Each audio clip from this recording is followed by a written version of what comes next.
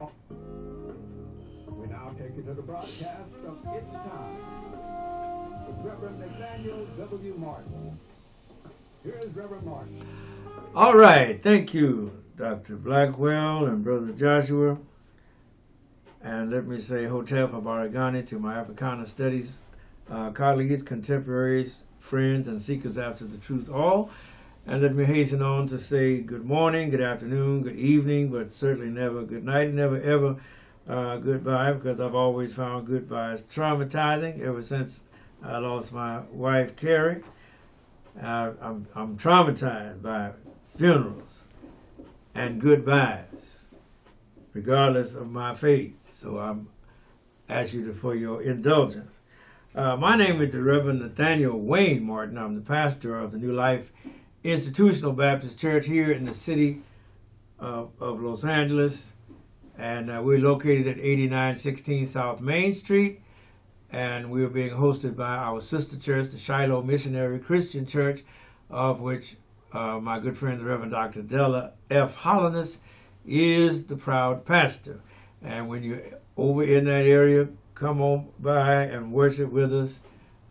We're glad to see your face in the place. This is a social justice offering. And so we're not so much into the preachy, but I still believe in the value of the gospel. For it is the spoken word of God to the public audience with a view to persuade, and I do believe that. And that is that we're going to be saved. It is by the preaching of the gospel. But at this social justice episode broadcast, we try to expand our message to embrace the more or less contemporary setting and application in which we find ourselves. And let me get right to my scripture before my phone goes out, because it's already in the red. Vanity of vanities. Ecclesiastes 12, verse 8 said, the preacher, all is vanity. And then in Ephesians chapter 6, our familiar verse, which 11 and 12, says, put on the whole armor of God, that you may be able to stand against the wiles of the devil. For we wrestle not against flesh and blood, but against principalities, against powers, against the rulers of the darkness of this world, against spiritual wickedness in high places. The word of God for the people of God.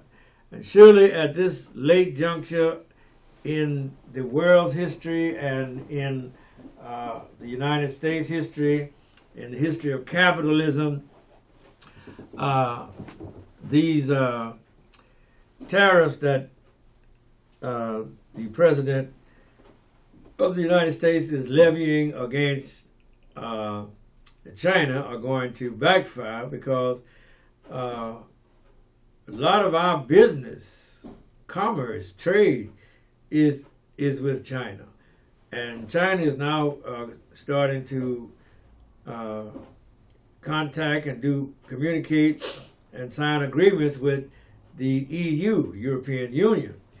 And of course they're going to sign agreements with the African nations on the African continent and start to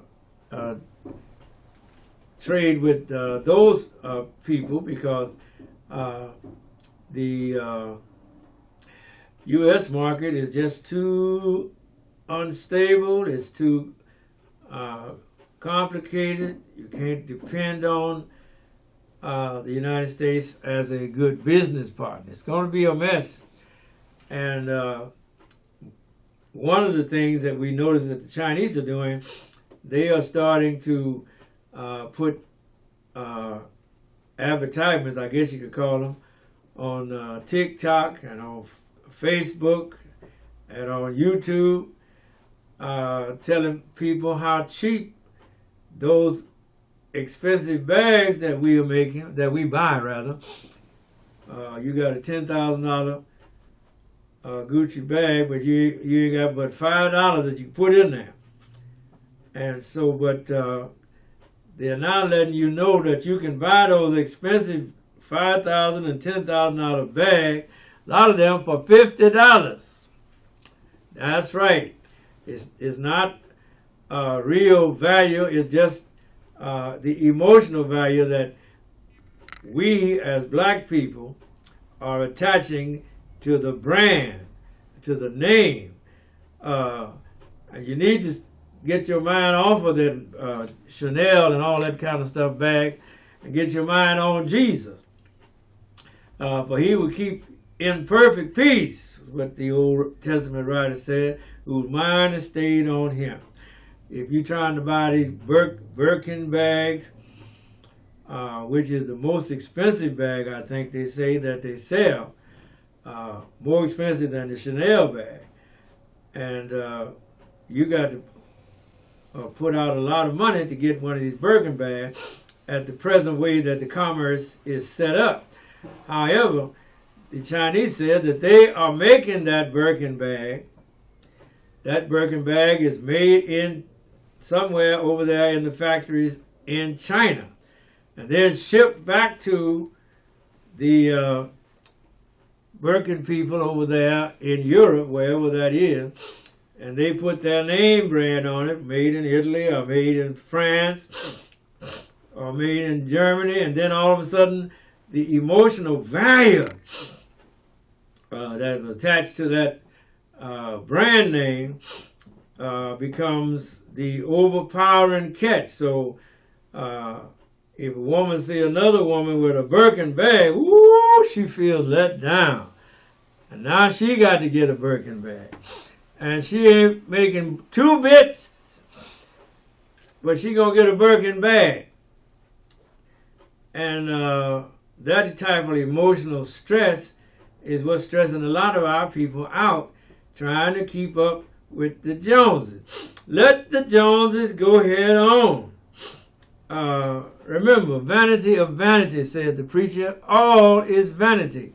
And vanity means that it is nothing. It's a smoke. It's a puff of air.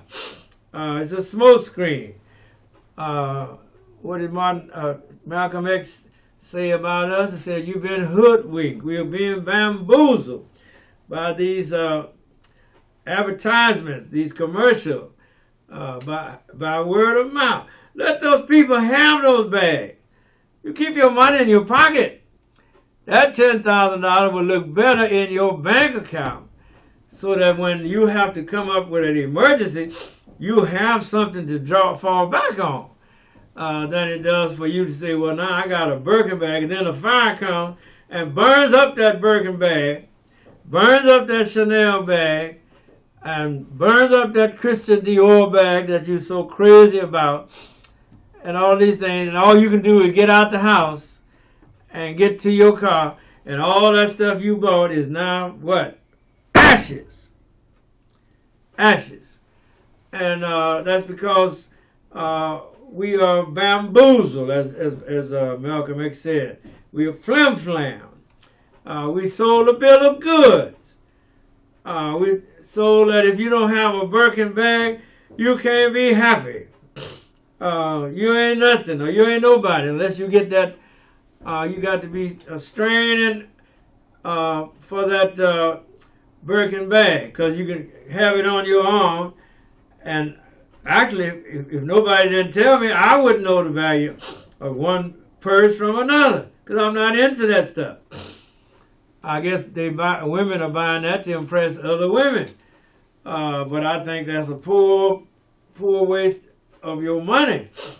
Because, like I said, suppose you were up there in Malibu or Pacific Palisades or Eden Canyon, and you lost your house, and you only had to get out of there with the essentials. You'd have to leave that bag behind. It's going to burn up. And the Chinese are really pulling the blinders off. I didn't know that these Chanel bags cost so much, that these people, that I see these women walking, and this Gucci bag. Oh man, had a young man last Sunday. He made sure I know he had on a Gucci suit and had on Gucci shoes. and everything. And he showed me a Gucci watch. But I had to show him my watch. So you get one of these, then you got something to talk about. But I've been caught up in the same thing because I've been buying name brands. I could have settled for a Timex, but I went on and bought a Rolex, very expensive watch, because I saw that on Martin Luther King Jr. He had on one of them expensive Rolex watches, so I always had aspired to that type of watch. But that you didn't need that. I didn't need that Rolex watch. That was an emotional need on my part that the man got me for them thousands and thousands of dollars that I had to spend to waste my time attaining unto a Rolex watch. And now that I'm 77 years old, what do I need with a Rolex watch? You don't hear me. And but we fall for these okey dokes, I call them. We fall for the okey doke. Say, if you buy this here now, you equal to a white man. I'm still not equal to that white man as far as material things, you know, because why? Whiteness doesn't really exist. It's a concept. It's a vanity, as the writer of Ecclesiastes says. It's a nothing. It's just a smoke, a puff of air, a wind that we get caught up on. It's like the Alice in Wonderland, the man with the big voice, and when they come to find out the man with the big voice was some little old fella talking over a microphone.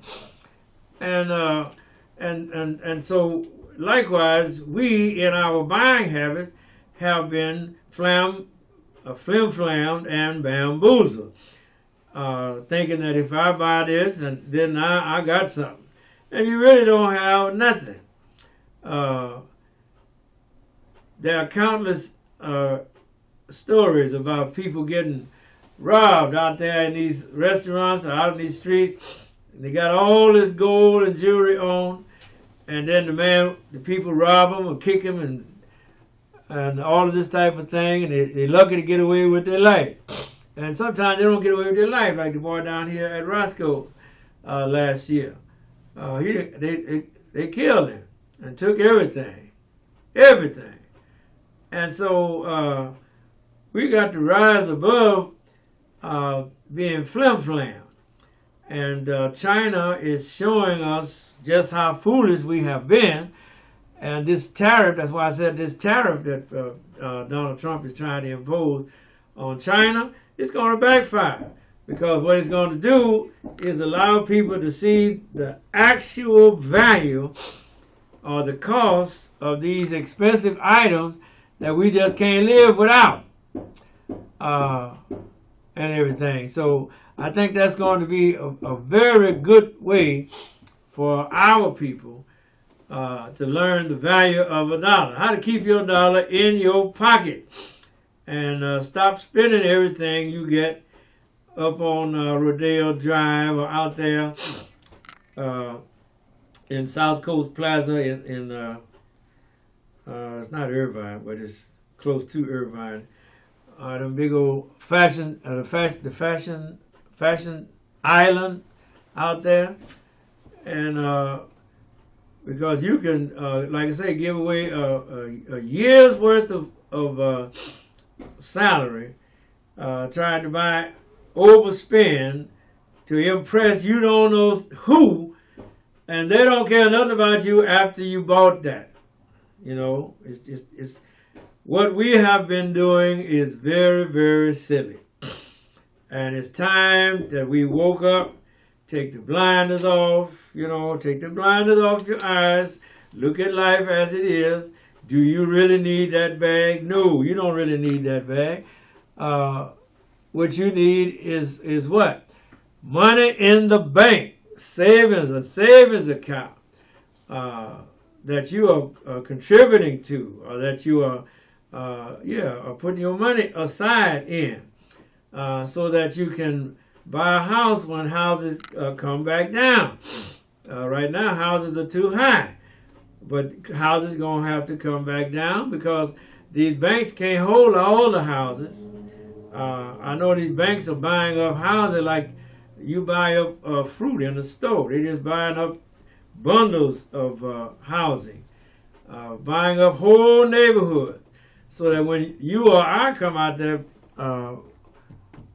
we're at their mercy because they own the house and they're going to finance the house. And if you're gonna get insurance on the house, they're gonna finance the insurance because the people that got burned out over there in Pacific Palisades and Malibu, mostly those are the bankers and the tradespeople that own the note, the mortgage on our houses over here in Inglewood and in other places. And so they're not hurting. No. That wasn't a principal residence that burned down. And then they had insurance. They had good insurance. And they're going to get paid well for that piece of property that they own, and they're going to be able to rebuild. Not so over in Eden Canyon. It's not going to be the same thing. Because if you're like me, you can't buy the insurance at the value of your house. You got to buy insurance at the replacement cost of your house and cheap as possible. Thanks to Proposition 15, a lot of us still able to have a house and pay the property tax because thanks to Howard Jarvis and that crowd, they were able to freeze the property tax at the value of the house at the year that you bought it, and no matter how the market value has gone up, you're still paying the low property tax value that you bought that house at, so you can afford to stay there when you get old and not get put out because of the property tax. And most property taxes out here now, $8,000 a year. Of course, I don't pay that.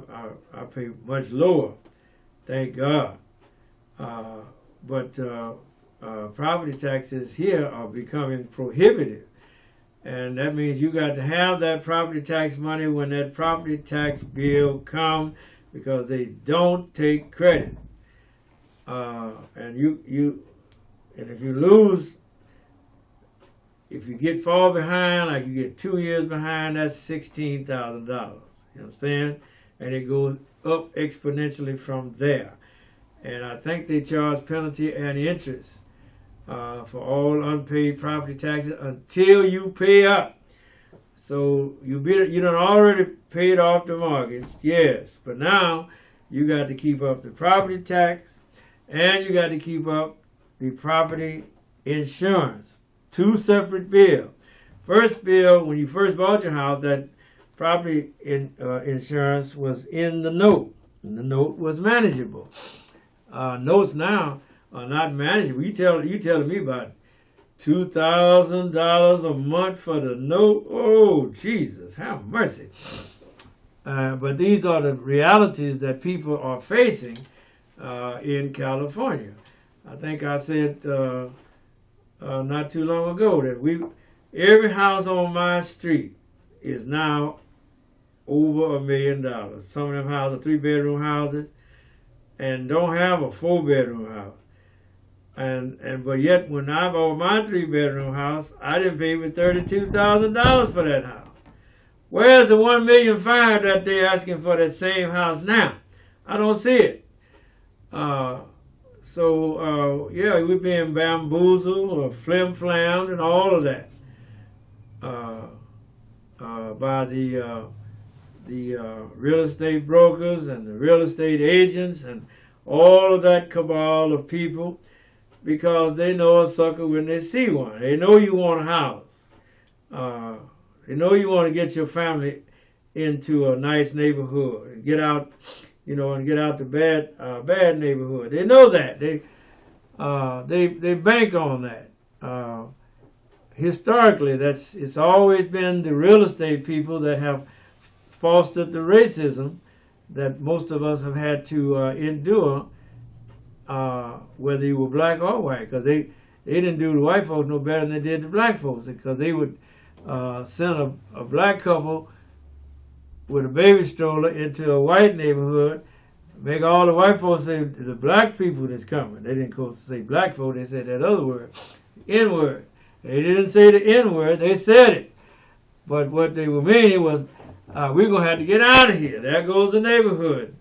The Negroes are coming. And so they were forced to sell their homes to the real estate broker for rock bottom. And then the real estate broker turned around and sold that house to a Negro couple for the highest possible price. And we wanted to get that house and everything. And because we know having a house allows you to accumulate wealth.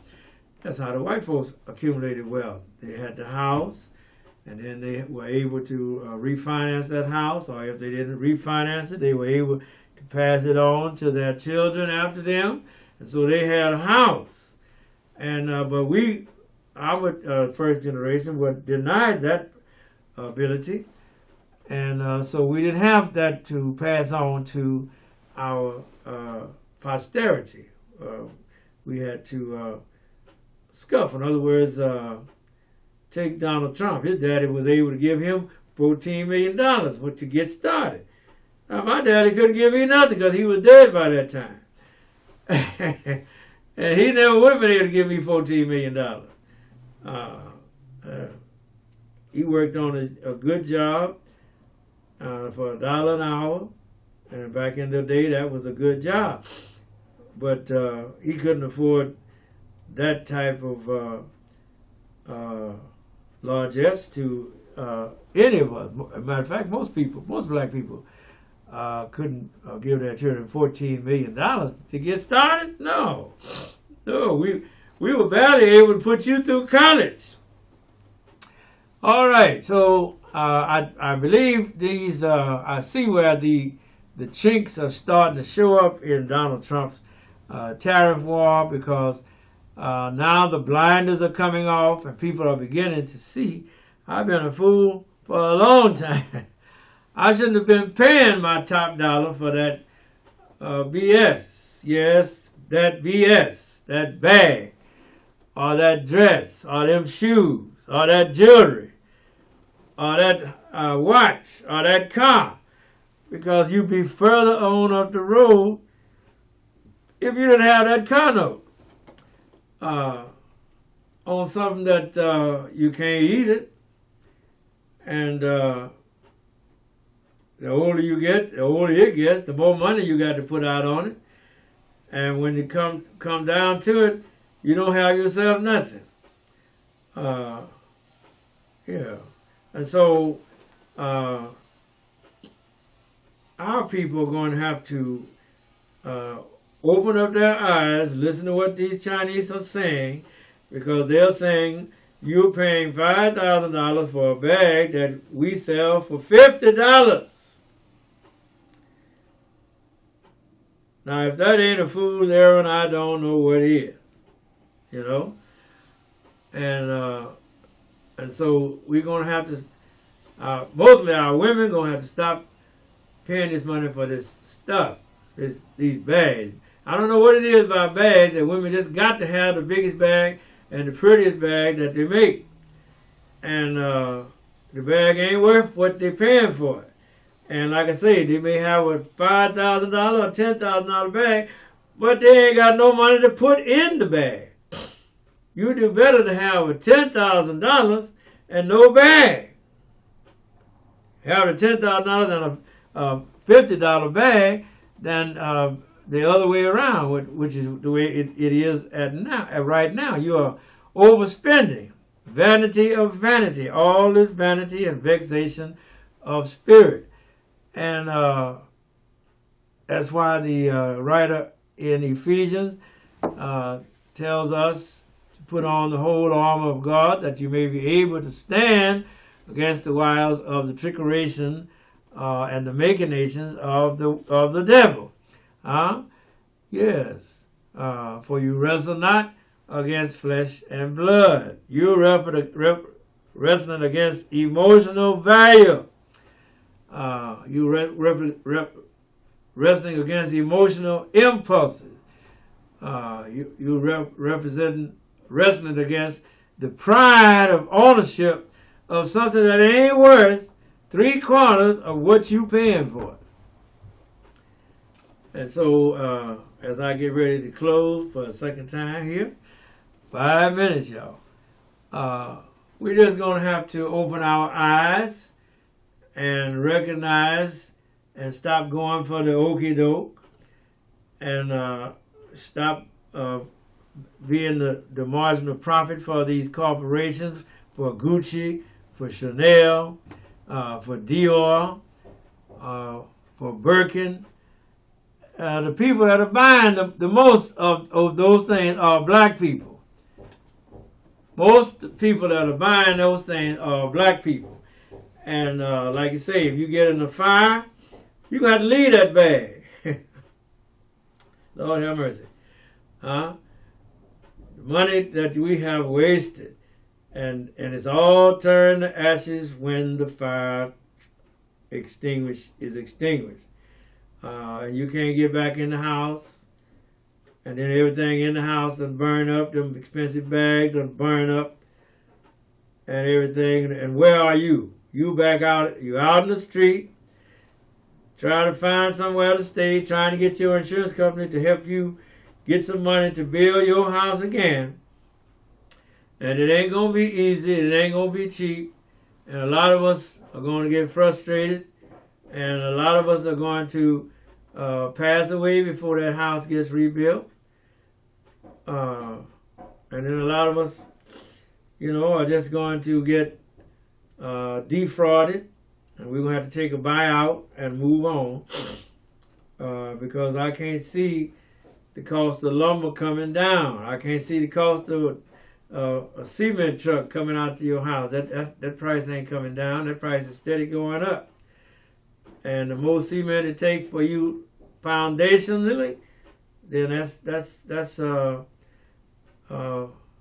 going to be a cost that you have to be prepared to pay. And I just don't think that the people in Eden Canyon got that kind of money. I know they're going to have to pay up, the insurance companies, but like I said, they're not going to pay that much. They're not going to pay the market value for that house. They're going to pay hopefully the replacement value for that house. But like I said, the cost of materials, and then cost of a box of nails, and all of that type of thing is going up since 1956.